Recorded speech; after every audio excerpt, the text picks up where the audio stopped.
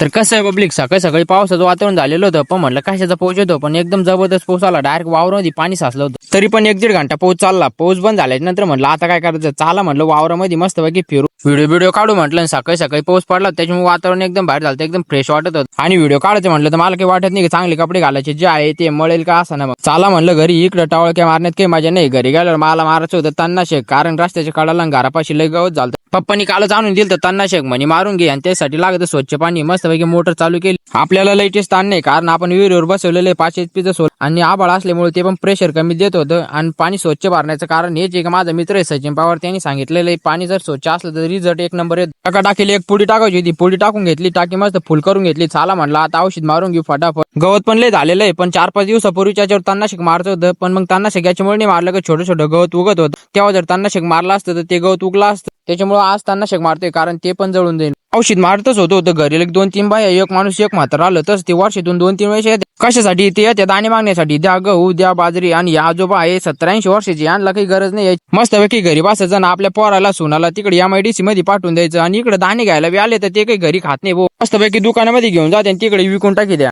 तेवढं आपलं औषध मारचं पण झालं. म्हटलं चला आता घरी आंघोळ करू मस्त फ्रेश. मग मला करतो जेवण. तसं मी आंब्याला 2-3 आंबे पाहिले होते पिकलेले. म्हणलं चला आता आंबे तोडून आणू मस्तपैकी. आंबे घेतले, घरी आलो, जेवण केलं मस्तपैकी. आणि व्हिडिओ लास्ट लोक पाहिलाच, आणि व्हिडिओ आवडला असेल तर लाईक आणि फॉलो करून घ्या तेवढं.